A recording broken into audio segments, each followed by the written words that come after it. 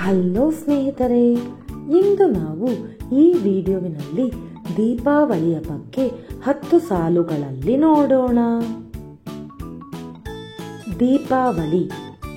ದೀಪಾವಳಿ ಭಾರತದ ಪ್ರಮುಖ ಹಬ್ಬಗಳಲ್ಲಿ ಒಂದಾಗಿದೆ. ಇದನ್ನು ಬೆಳಕಿನ ಹಬ್ಬ ಎಂದೂ ಸಹ ಕರೆಯುತ್ತಾರೆ.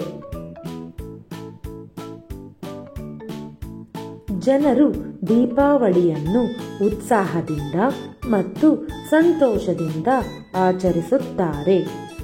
ದೀಪಾವಳಿಯನ್ನು ಶ್ರೀರಾಮರು 14 ವರ್ಷಗಳ ವನವಾಸದ ನಂತರ ಅಯೋಧ್ಯಕ್ಕೆ ಬಂದ ಸಂದರ್ಭವಾಗಿ ಆಚರಿಸಲಾಗುತ್ತದೆ.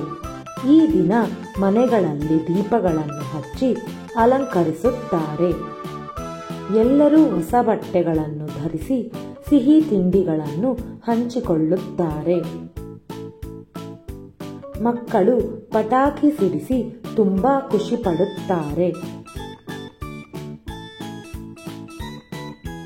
ಈ ದಿನ ಲಕ್ಷ್ಮೀ ದೇವಿಯನ್ನು ಸಹ ಪೂಜಿಸುತ್ತಾರೆ.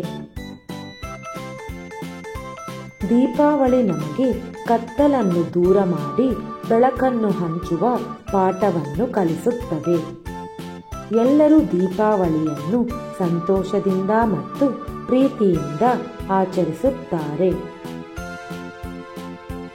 ಈ ವಿಡಿಯೋ ನಿಮಗೆ ಇಷ್ಟವಾದಲ್ಲಿ ನಮ್ಮ ಚಾನೆಲ್ನ ಲೈಕ್ ಮಾಡಿ, ಶೇರ್ ಮಾಡಿ, ಸಬ್ಸ್ಕ್ರೈಬ್ ಮಾಡಿ.